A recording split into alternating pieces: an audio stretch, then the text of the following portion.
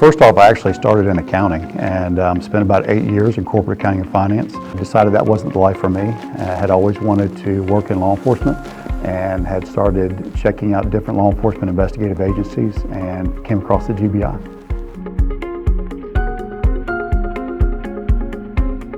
Well, I was originally hired as a special agent to work in a drug task force. From there, I went to a field office to work as a regular special agent working general crimes, and went through 2 field offices working that capacity before I promoted to the ASAC position at Region 4 in Douglas. Well, in the application process, of course, you throw your name into the hat of multiple agencies. And as I went through the interview processes for these different agencies, I paid attention to the personnel that were staffing these interview weekends. And I noticed that with the GBI, it was very family oriented. And so as I was going through these processes, the GBI took the lead as far as the agency that I wanted to apply with, or that I wanted to get hired by. It was about a year after I got hired by the GBI that my daughter was diagnosed with a critical illness. And during that time, during her treatment period, it was the GBI family that really came together and gave me a tremendous amount of support. Not only the local agents that I worked with, but even agents throughout the state, some that I barely knew. And that was very important to me. And it also proved that I had made the right choice in pursuing a career with the GBI. And I'm happy to say now that my daughter is 14 years old and very healthy and doing well.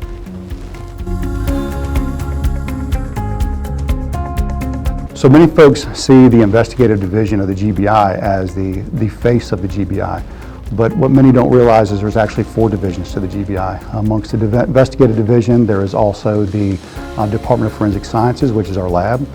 There is our legal division, and then there's also our GCIC, which handles law enforcement sensitive information. What many people don't realize is how closely we work together on a daily basis, and to solve cases, they all have to work together to get a successful conclusion. The best thing that I've seen is in a trial where the Department of Forensic Sciences comes in to testify and really highlights the work that they've done on the case that has helped process evidence and given conclusions that lead to the successful conviction, and how that information integrates with the field work done by an investigative division special agent. And then what's often not seen happens to be with GCIC and the amount of information they're able to provide from an intelligence perspective that helps lead us to the right people of interest in a case.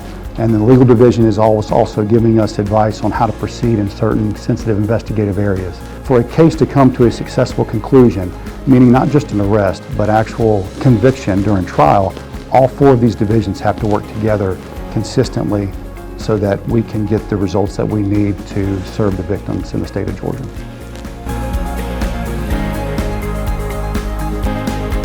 To become proficient in anything that you do requires a lot of practice, it requires a lot of experience. You never get to that big case, the one that gets all the media attention, without having gained the experience leading up to it.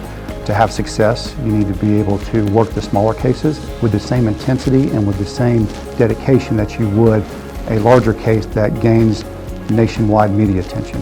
So that when you do get into that media spotlight of a case, that you know how to operate and you know how to work that successfully.